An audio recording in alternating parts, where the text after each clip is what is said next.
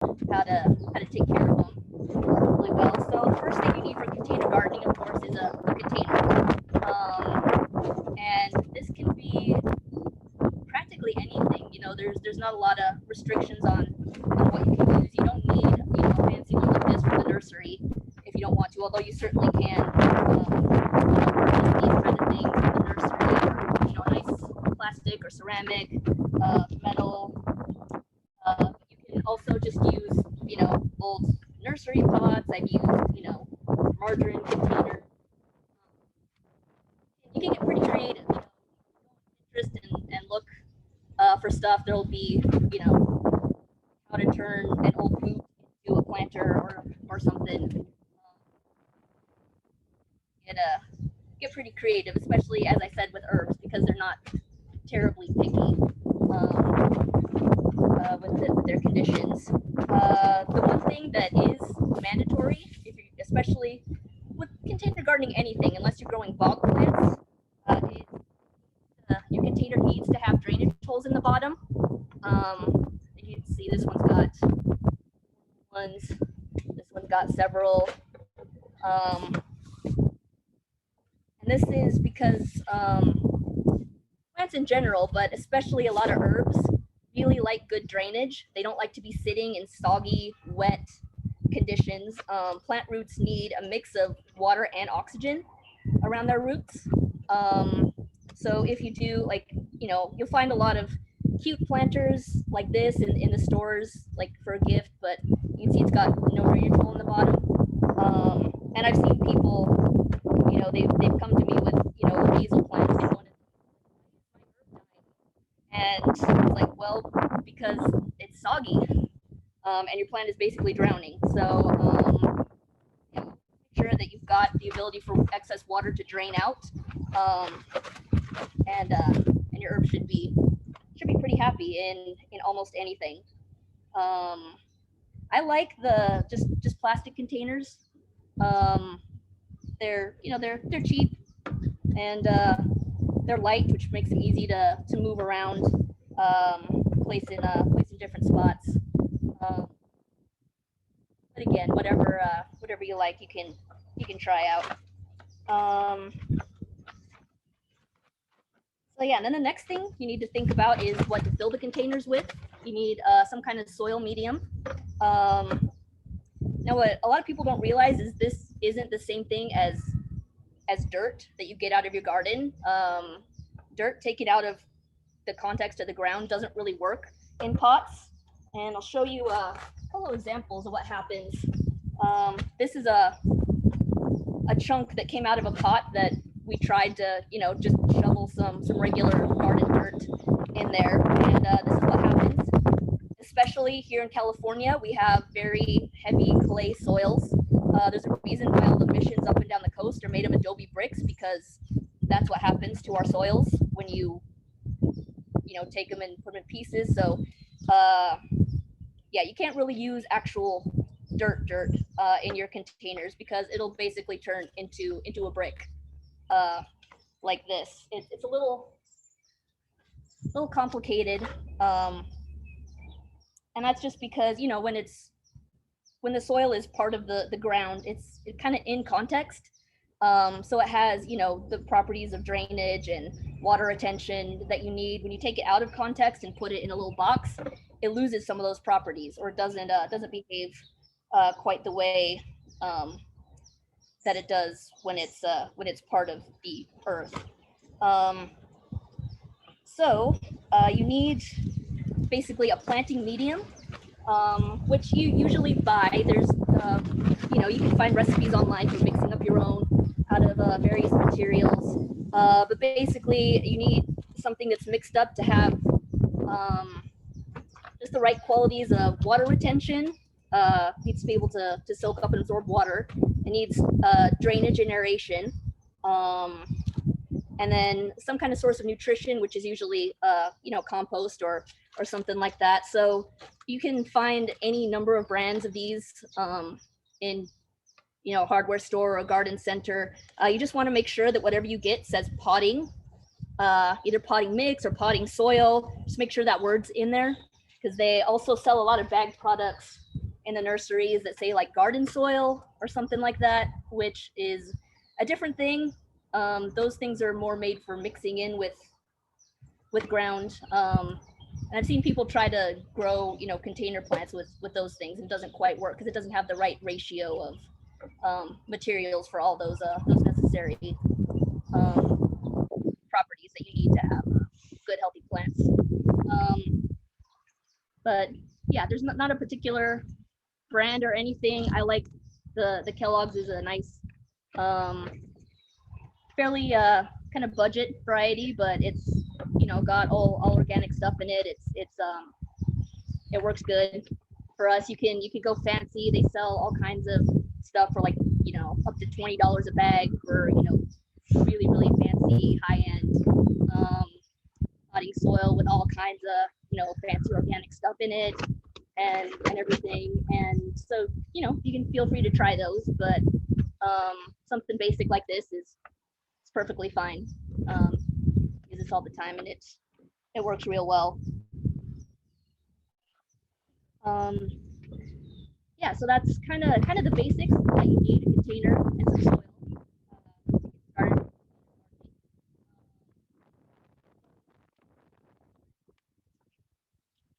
Different types of herbs, and what kind you want to grow kind of depends on what you like.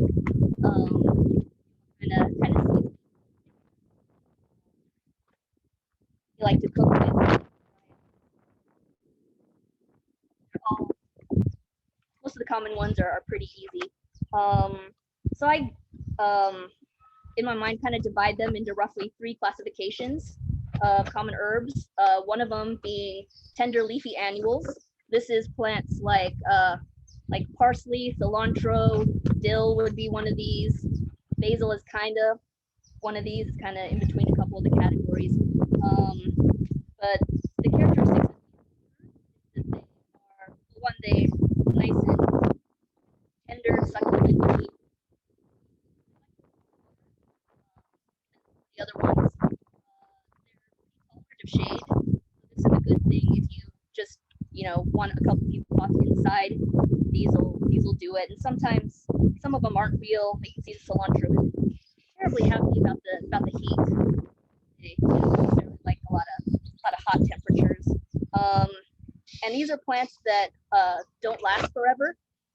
Some herbs will, you get one plant and it'll grow for years. These ones are annuals, which means they only last for up to 1 year, but 1 season. And the length of that can vary. Like parsley, usually good for 6 months to a year. I've had it last longer.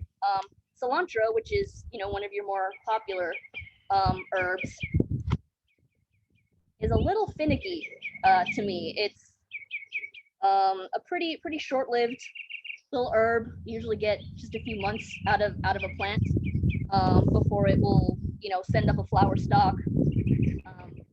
Flower, put on seeds, and at that point it kind of stops producing leaves, which is the part that you want. And then it dies as soon as it's finished with its seeds.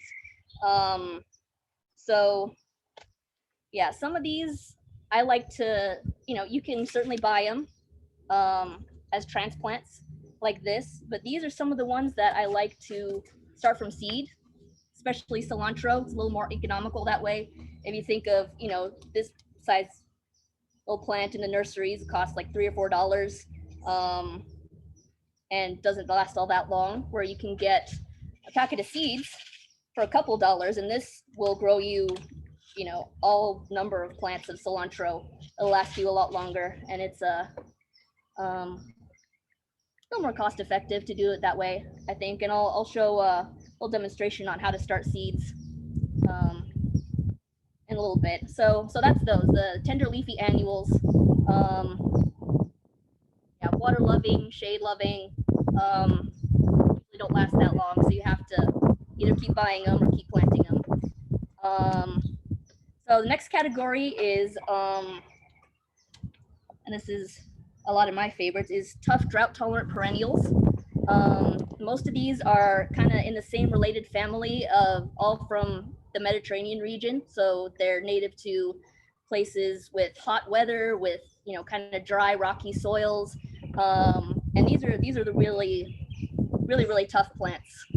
These are the ones that are really not picky about what you do to them. They can survive a lot of stuff. So this is things like thyme, rosemary, one of these, sage, oregano, although oregano is kind of in between that and another, and basil too, although basil kind of straddles the line between the tender leafy annuals and the drought tolerant perennials. This basil, it is an annual plant, so they'll last about a year at most. Sweet basil. There are a few perennial varieties of basil. I'll show you some of those, but they're a little harder to find.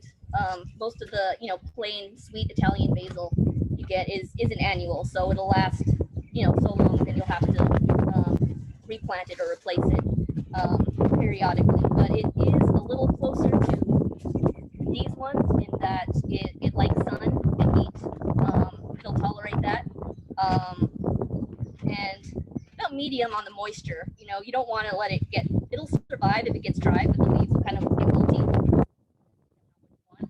Good fresh basil. Yeah, that one's kind of in between the two categories. But yeah, these are the ones that they'll last for years. Buy one plant and take care of it. You'll have it for. Oh, hey Jill, is there a way that you can block your microphone, because it seems to be affecting some of the sound? Windy, yeah. We're counting on wind.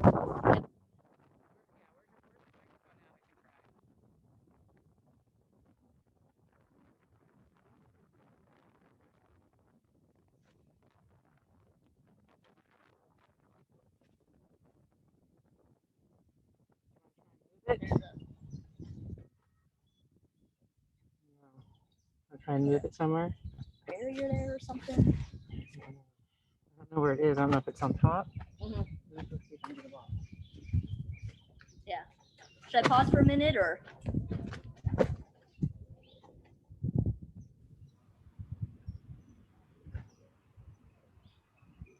Yes, please talk. Okay.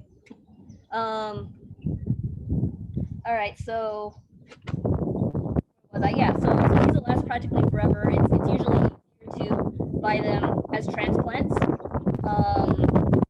And start from seeds. Like you'll find seed packets for a lot of these things sold in the nurseries, but they tend to be a little trickier to start from seeds. A lot of these seeds are tiny. Don't always germinate that well, and it's it's easier to either buy them from transplants or start them from cuttings, which I'll also demonstrate in a minute. Is that a little better? I think we just got to block with a container. Yeah. Can you hear it better, Chris?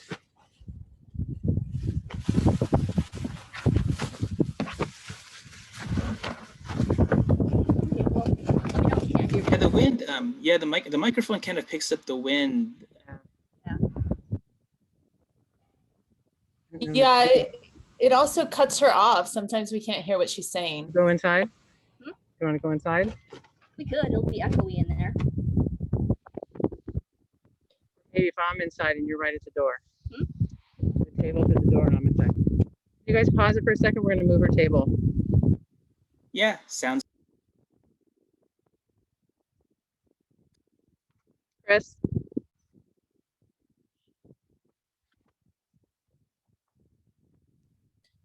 Yeah, go ahead.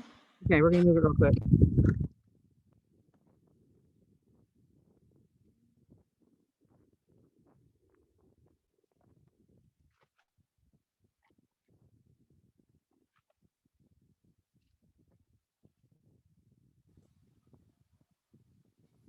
Thank you, everyone. So we're just going to take a little pause over here. And as soon as they're done setting up, we're going to start recording again. Thank you so much.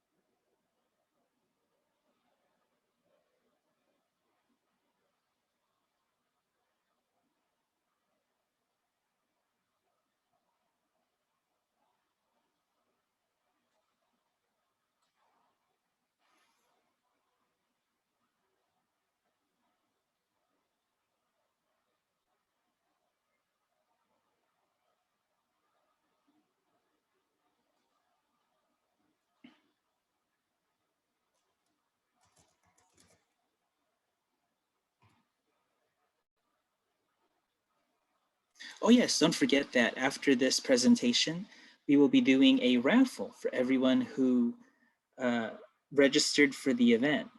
So stay tuned. Thank you. Yes, and you must be present to win.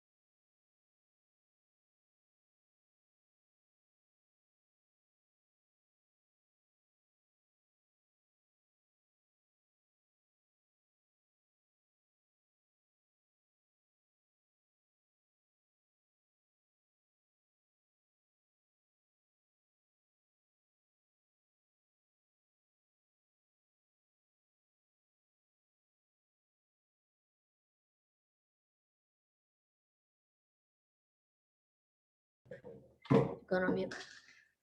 Okay, we need to set up again. Okay. Zach, can you guys see me? Yes, it sounds way better. Thank you. Good. Anything I should run back over, or I can just keep going? Well, I think maybe with some they seem to miss it when the wind was really blowing. So can you kind of just go over the basics of what you went over in the beginning when it got really windy? Okay, yeah. How long ago was that? Yeah, so I talked about containers.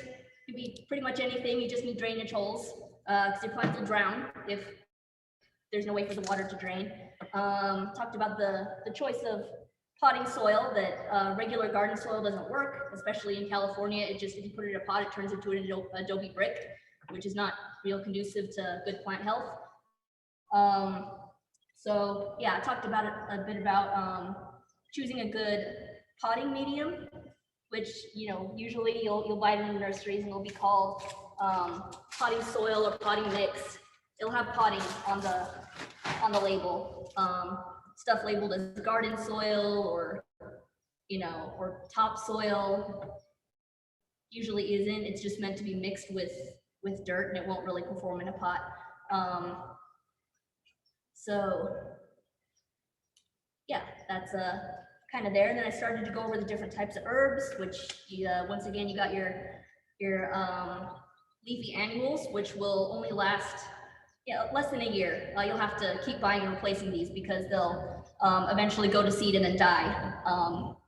This is like cilantro and parsley and dill and kind of basil. So those are the ones that you know, you can certainly buy as transplants, but you might also want to try starting from seeds, a little more cost effective. And then yeah, it was on the tough drought tolerant perennials, which includes rosemary, sage, thyme, oregano, and these are all kind of in the same family of plants, all native to the Mediterranean, where they're, you know, adapted to you know, hot weather, lots of sun, and kind of dry, rocky soils. So these are the ones that can handle water stress. You know, they can handle being kind of dry. They can handle being in a hot, sunny patio. And they're perennials, which means that they last for multiple years. You know, a lot of these will last pretty much forever. So you only need, you know, if you take care of them right, you only need to buy them once. But I'll also go over a way to make more if you're so inclined. You like to experiment a little bit. I'll talk about how to take cuttings to make more of some of these plants. I think that's about where I was. And then yeah, basil is kind of in between these two categories because it's an annual, so it'll only last about a year. You'll have to, you know, replace it at some point, but it is a Mediterranean native like these ones, so it's a little better at the drought tolerance and a little better at tolerating and liking lots of sun and lots of heat. So there's those, and then the third category is your mints. And these are some of the easiest things to grow for those of you that really, you know, think you can't do it and have a complete black thumb. Mint is a good one to try because they are quite difficult to kill. And the reason for that is the way they spread. You know, a single plant will send out, let me see if I can find it. There it is. Yeah, so this is a little piece of a mint plant that we have on site that I dug up. And you can see it's got, you know, regular roots, and this is the top part, and then it sends out these long runners just underneath the ground. And anywhere this runner touches soil and can send out roots, it'll send up a new sprout. So this thing will reproduce itself practically endlessly. You know, and even, you know, there's been times when I've had a mint plant, I forget to water it and the top just shrivels and dies.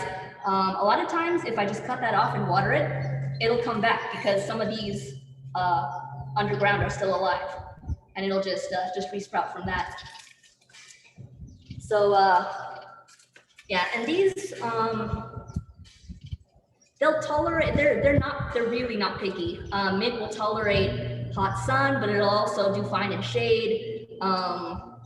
It likes a decent amount of water, but as I mentioned, if you accidentally kill it by underwatering, just water the pot. There's a good chance that it'll grow back. So that's a good one. And oregano is, again, kind of in between these two classifications because it's one of these, you know, tough, sun-loving, heat-loving, drought-tolerant perennials. But it also spreads the same way as mint does, not quite as vigorously as mint. Mint is sometimes kind of a problem. This is the ideal container plant just because if you put it in the ground, it might just take over. And in fact, you know, I'll do a demonstration on planting, you know, different herbs together. You don't really want to do that with mint. You want to keep it separate because if you put it in a container with other herbs, it's going to eventually take the whole space for itself. And yeah, so oregano is the same in that it also spreads kind of by little underground runners, but it's not quite as invasive and vigorous as mint is. So yeah, that's kind of a little bit about the different types of herbs, what kind of care they like. So yeah, as I mentioned, there's several different ways you can obtain herb plants. The easiest is go buy them at the nursery, which, you know, any nursery or even most of the hardware stores have a nice selection of just little, you know, 4-inch potted herbs that you can buy. And then the next way to get them, as I mentioned, with the cilantro, some of the shorter lived herbs, real nice way to get some is to buy seeds. The seed packets are relatively cheap. And if you store them right, you can store this packet for probably 3 to 5 years and the seeds will stay good. So it's a good way to do that. And these are cilantro seeds. They're little round balls. They're not tiny. They're big enough that you can kind of work with them. So this is one that I really like to start from seed. I think it's a little easier than doing it any other way. So starting herb seeds is pretty simple. If you've started anything else from seeds, it's pretty much the same. So all you got to do is start with a container of your potting soil, or potting mix of choice. And with cilantro, I'll usually plant them pretty close together, so I won't just put, you know, one seed in the middle of here. That's not a real efficient use of space. You can put several in a pot like this size, and they'll do fine together. So I'll just take, and sometimes I'm not real careful about it. I'll just kind of, you know, take 5 or 6 or so and kind of sprinkle them around the surface, maybe a couple inches apart. So you probably can't see it, but there's probably 6 or 8 little seeds in there. And then you can either poke them down into the soil with your finger, cover them over, or you can just sprinkle them, like with basil, especially. Basil seeds are a little smaller. So I'll usually just kind of sprinkle them on the surface and then cover them over with another layer of potting soil. And the back of the seed packet will always tell you like how deep to plant it, because especially for some of these seeds, you don't want to plant them too deep or they won't be able to make their way to the surface. So just a light covering soil usually is plenty good for them. And then you always want to give them a good drink of water as soon as you put them in. And that'll, the water helps to activate the seeds. That's what tells it, oh, I have the right conditions, I can germinate. And it also helps to kind of wash the soil particles around so they have good contact with the seeds. And then you just, you can put a marker in there so you remember what you planted and when. And then you just keep that. Usually if I'm starting seeds, I'll keep them in a shadier spot just so they don't dry out so fast. When you're starting seeds, the most complicated part is just keeping the soil moist until the seeds sprout. You want to be a little more careful about that than you would if you were, planting a transplant that was already established. So yeah, easy as that. The seed packet will also tell you how long you have to wait. Some seeds sprout real quick, within 4 or 5 days, they'll pop up. Some of them take a little longer. I think cilantro, it's like 10 days. So you kind of get an idea of when you should see them start to pop up. And yeah, with cilantro, parsley, stuff that doesn't last real long, you can just do this once, or you can succession plant, wherein you start this pot this week, and then in maybe 3 weeks or 3 or 4 weeks, you'll when this is already up and growing, you'll start another one, so that when this one is done and dead, you've got another one ready to go. So by keeping up that succession, you kind of make sure that you always have a supply of nice fresh cilantro. You don't have to wait in between, one plant dying and planting seeds for the next one.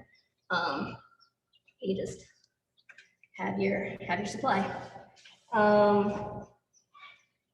So yeah, so that's 2 ways to start plants: buying from a nursery, starting from seeds. The other way, and this is kind of fun, is starting from cuttings.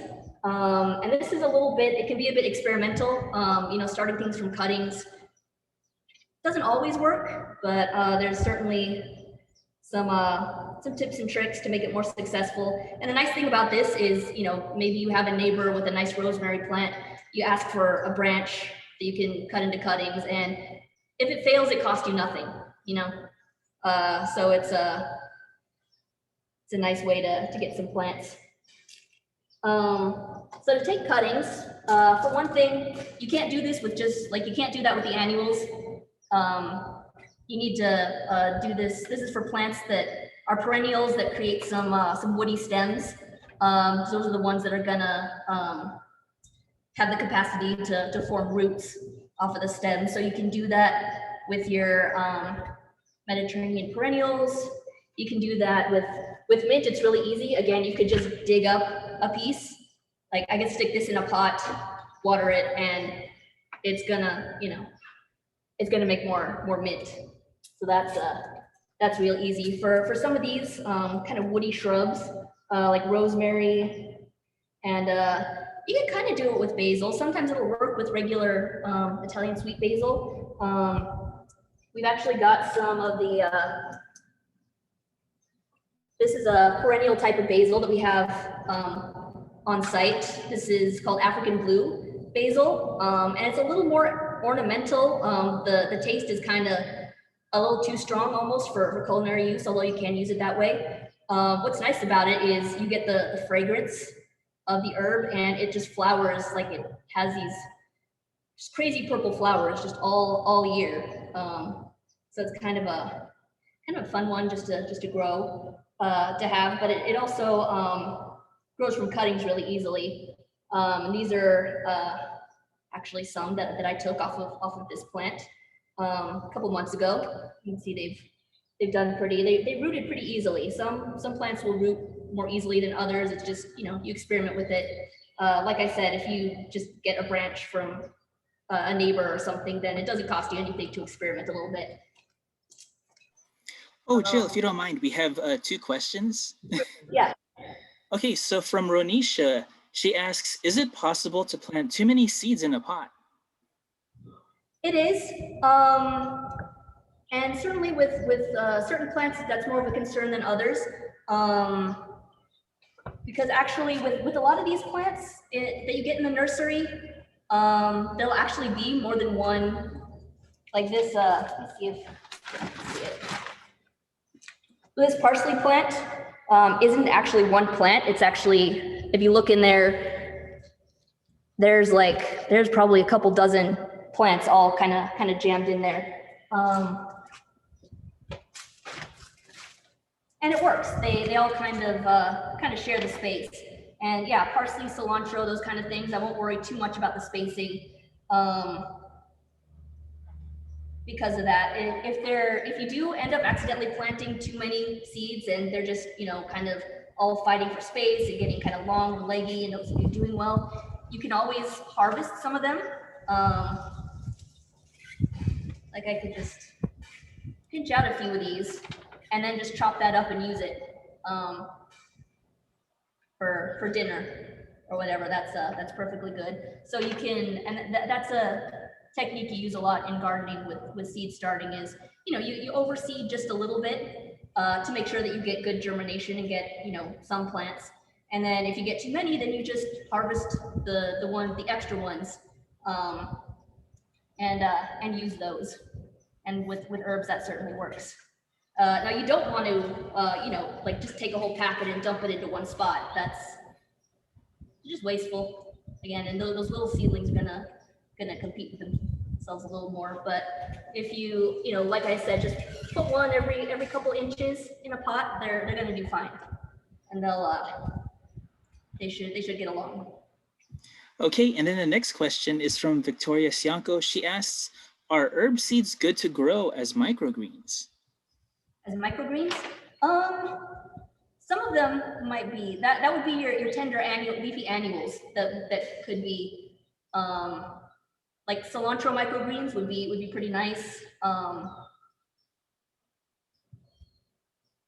Yeah, some of the others, I don't know. I would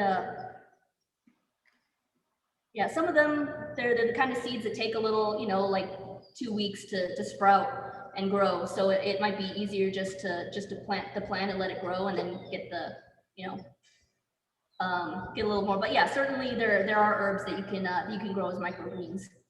And say cilantro is probably one of those. Okay, and then we have one more question from Vicky Vega. She asked, did you put the cuttings straight into the dirt or water? I'm getting to that. So okay. So like here's a branch of like I said, African blue basil. You can do this with rosemary. You can do it with thyme, sage. Anything that's got kind of woody stems. So when you select your cutting material, if you look at the plants, you'll see there's new, fresh, kind of green growth on the top that usually doesn't have any bark on it. That's kind of how you tell. So you want stems that are a little bit older, have a little bit of, look a little bit woody, but you don't want them to be too old. Once you get these big, thick, old stems near the base of the plant, those don't root very well. So to prepare something like this, first thing you do is you take off all the flowers.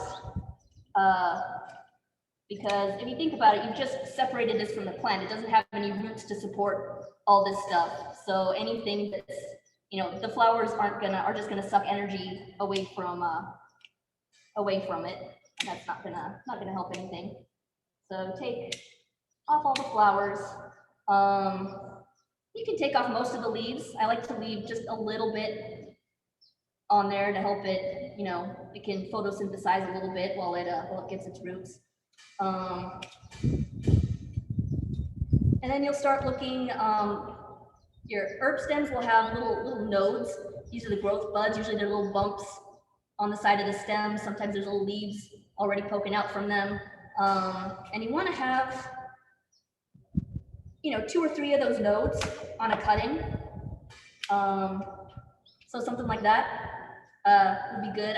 You don't want it to be too long either, because again, it has no root system to support itself. And if it's too long, then the top is just gonna turn brown and die. So yeah, you get something like that. I've got a few here. You can see the kind of the size that you want, and you know, a few leaves, but not too much greenery on there, and several good little growth nodes that you can use. And then you've got, once you have these, and make sure you keep them moist. You know, you want to put them in water or something so they don't dry out. But once you have these, you have a couple options. One is you can go get this stuff called rooting powder, which they sell at the stores. It's just a white powder. You wet the ends of the cuttings, you dip it in that, and then you just stick it in some soil, just like that. And then you just keep a close eye on that, make sure it stays moist. And that's the hardest part, is just keeping it evenly moist until it sprouts. If you don't want to go buy this stuff, I've discovered another fun way to do that is to use cinnamon instead to dip the ends in. And it's because cinnamon, a lot of the times why cuttings don't take is because they get rot, and they rot before they can put out roots. Cinnamon has natural antifungal properties. So I've found pretty good success and I have this just for gardening. I don't use it for anything else, which is why I'm able to dip, you know, dirty stems in it. But you just kind of dip it in there, get a good coating of cinnamon, and then stick it in your soil. So that's one way to do it. Like I said, I've had trouble in the past just keeping them moist enough, but not too soggy. So the other option is you can, and that's where I've got them here, just put them in a little bit of water. And again, I'll sprinkle cinnamon over the water to take care of the any fungus that gets in there. And then you just, you know, you could have a little cup of that with your herb cuttings. Keep them in a cool, shady place for, you know, usually it'll take at least a few weeks, sometimes a little longer, but you can just, you know, empty out the water anytime it looks gross, put new water in. So that's an easy way. That's how I did these. I did these just putting the cuttings in a little cinnamon laced water. And they did really well. And you usually want to take multiple cuttings, because as I said, not all of them will root. So yeah, the more you can take and put in a cup like this, the more likely you're gonna get some good plants out of it. But yeah, as I said, it's fun. It's a real fun experiment to try with your kids. You know, if you good science kind of thing. It's fun, and yeah, you can just experiment with it. Like I said, you know, it doesn't cost you much to try, and it can get you some basically free plants. And the pride of saying I grew that from the little stick. So that's pretty fun. So yeah, we'll get to, now that we've gone over all that stuff, we'll get to some actual planting. So I've got a couple containers here that I got from the nursery. These ones are real nice for multiple herbs. Like I said, you can put You put several in one thing, as long as it's not mint. Don't mix mint. And mint's gonna go in its own little little container here. And it's kind of, you can mix the different types. Like you can put some of the leafy annuals with the perennials. Because they like a little bit different conditions. I like to keep them separate, but you can put them together if you like. So first thing I do is get my potting soil.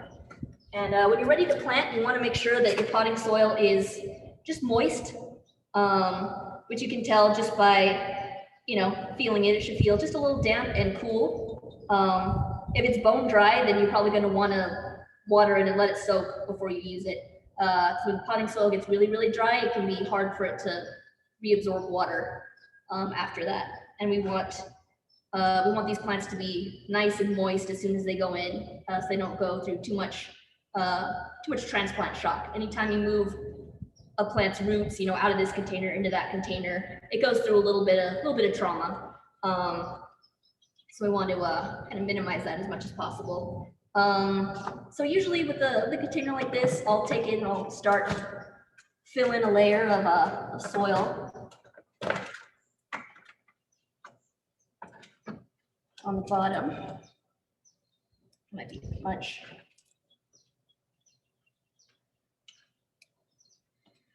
Just enough so that when I put the plants in, they end up about where the soil level's gonna be.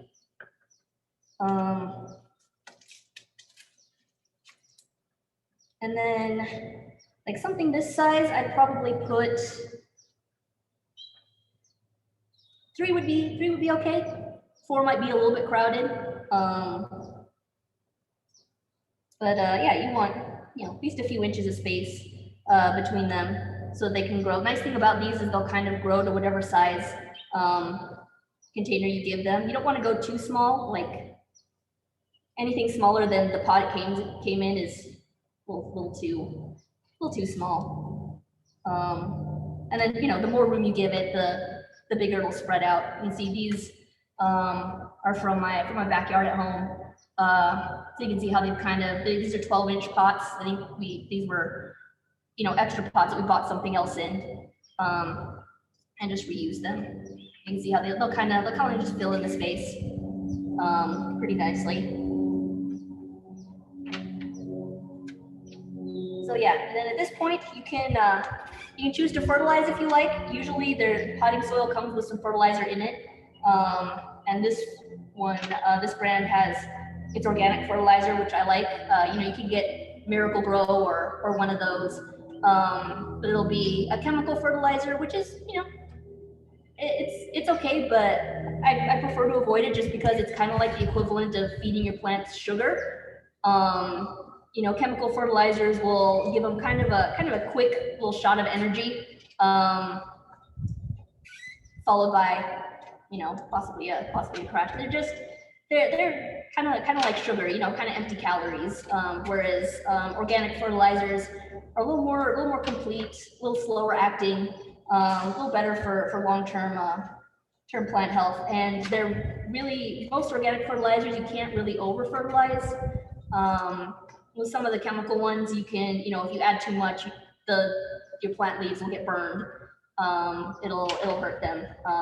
With organic ones, it's usually not a problem. So yeah, I like to just add a little sprinkle of fertilizer when I plant, and that would go just right underneath where the root ball is going to be. I don't really measure, again, because you can't really over fertilize, but it doesn't take much. Just a little sprinkle is fine. These are not real meaty plants.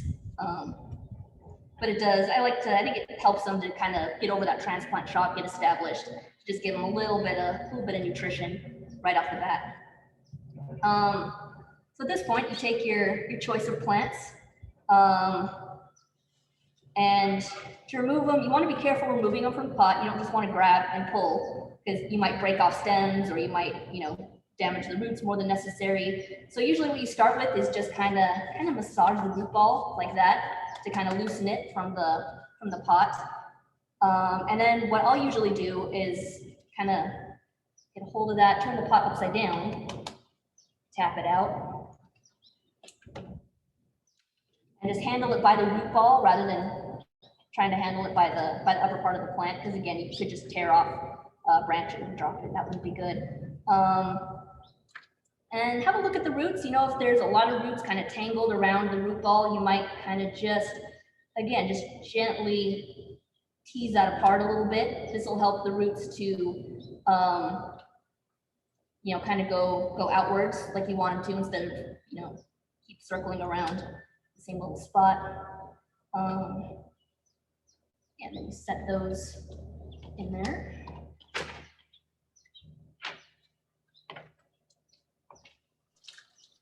Oh, Jill, as you're doing it, we have 2 additional questions. So Margaret Lau, she asks, can I use cinnamon powder on mint to get rid of yellow spots? To give it what? To get rid of the yellow spots. Yeah, to get rid of yellow spots? I don't know. I've never tried it. I don't know how good it is at killing fungal diseases that are already there. It's more of a preventative. So I mean, you know, again, it doesn't hurt to try it. But yeah, I'm not sure how effective it would be. Okay, and then Vicky Vega, she asks, should we put rocks at the bottom of the pot for drainage? No, it's not necessary. As long as there's drainage holes in the bottom, it's not necessary. That's more of a trick people use if they are going to use a pot with no drainage. Then that's a way to kind of get around it, is to put rocks in the bottom and then your soil on top. And even then, you have to be careful, because if you add too much water, then it's going to flood over the rocks and you're still going to be soggy. But yeah, it's not necessary. Yeah, and again, using potting soil, it's already formulated for to have good drainage properties. So yeah, not just like if you've got like a big tall container and you're just trying to take, like, you don't want to buy that much potting soil, just want to take up space, then yeah, you can put some gravel in the bottom, just to take up some of that space. But yeah, it's not necessary for drainage. Okay, and then we have a new question. Debbie Goman, she asked, I noticed that there's a lot of spiders in my herb garden. Do you ever see that? Yeah, and that's partly, I especially see that when the herbs get really thick and dense. You know, there's a lot of nice shady places under there for them to hide. So, you know, a solution to that might just be to keep the herbs pruned a little more, so they have kind of a, like, you can see this one is kind of open. There's not a lot of dense packed growth in there for critters to hide. So that should, and I see that a lot with, you know, like landscape plants, like these huge rosemary bushes behind me back there that are like, you know, this tall, and they've got, you know, just masses of old dead growth in the middle. Yeah, there's a lot of spiders in there. For little plants, usually shouldn't be too much of a problem. They don't create too much of that kind of habitat. Right, so we've got our little herbs set in here, so that the root balls are just at the top of, like, an inch below the lip of the pot, where I'm going to want the soil. And then we just fill in around it here.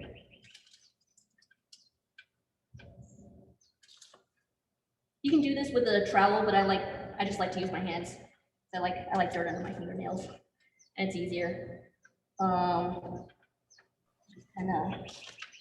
Okay, Jill, we have another question.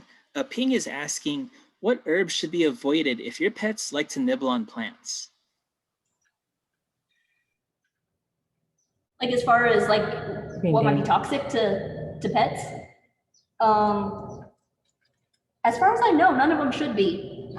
Trying to think if, yeah, as far as I know, there aren't any herbs that are toxic to. There are houseplants. There's some houseplants that, you know, you avoid if you have pets, because they can be poisonous. But as far as I know, there's no herbs that'll hurt your animals. Okay, and then Rosie, she asks, what kind of plant food and/or insecticide products are good for the little critters? So plant food, again, I like just any organic fertilizer. This is Dr. Earth brand, which is fine. There's lots of others out there. They usually come as kind of a powder like that, which is easy to just grab a little handful and sprinkle it around your plants periodically. And usually you don't need to do that more than once every few months, if that. As far as insecticides, a lot of herbs, there's exceptions, but herbs don't typically have a ton of insect problems, which is another nice thing about them, something that makes them easy. But when there are, sometimes they'll get little aphids or little thrips or stuff like that on them. Usually what I do, especially when they're in little pots, where this kind of thing is easy, I'll just take, soapy water in a spray bottle. Will kind of smother a lot of those little bugs, or an oil spray, just a little bit of vegetable oil, and a little soap in a spray bottle. Spray your plants, and that'll again just kind of smother some of those insect pests. But you don't usually get too much insect trouble with herbs. So yeah, and of course, again, there's stuff you can buy,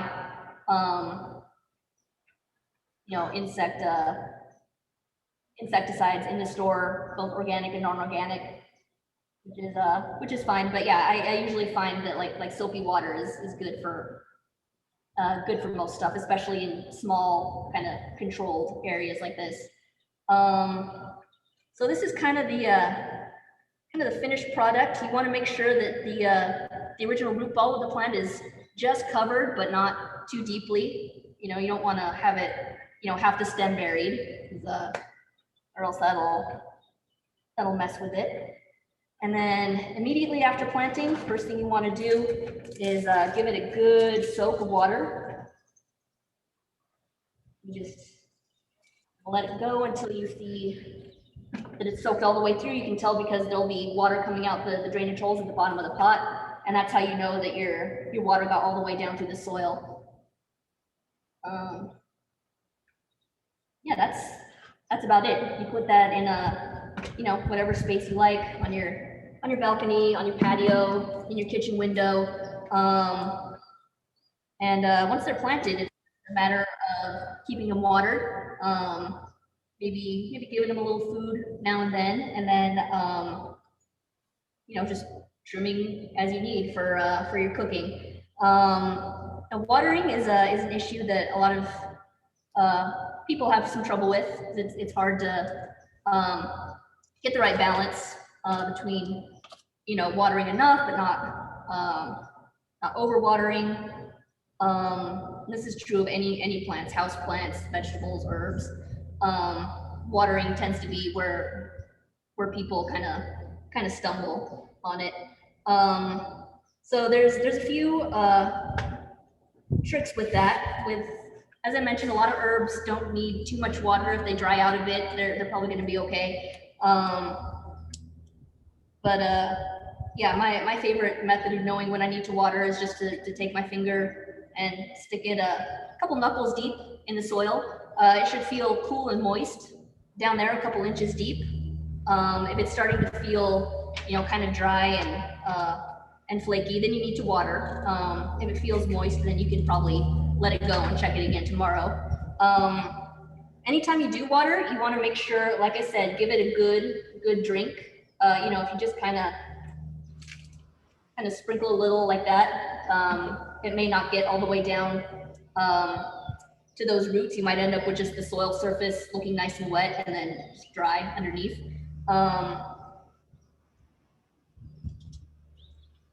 So yeah, it's not too difficult. There's also, for anybody that still finds it tricky, they sell these kind of little tricks in a lot of garden centers. This is a self-watering plant. It's made of terracotta, it's water permeable, so the water just kind of slowly leaks out of the pores in this, and you put that down in your soil like that. Make sure that it's got good contact with the soil, and it's got a little reservoir in there. So you just kind of fill that with water, just top it off as necessary, and the water will just slowly kind of seep out into the surrounding soil as it needs it. So that's a real good, because you don't have to keep track of, is it wet, is it too wet? The soil will just take what it needs from here, as long as you keep this filled. And in a box like this, I'd probably put like 2 of these to make sure that it gets all the way. Yeah, it's a good little trick. There's a lot of helpful stuff. You can also get little water monitors that you can put in, and it'll have an indicator that shows you when the soil's wet or dry. It'll give you an idea when to water.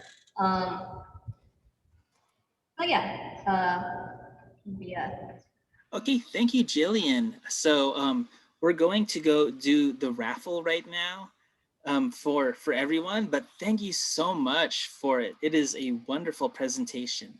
Yeah, so Pearl, take it away. Yeah, it's exciting. Definitely try it. Hello. Hi, everyone. Yes, I will get this on. Let's see. So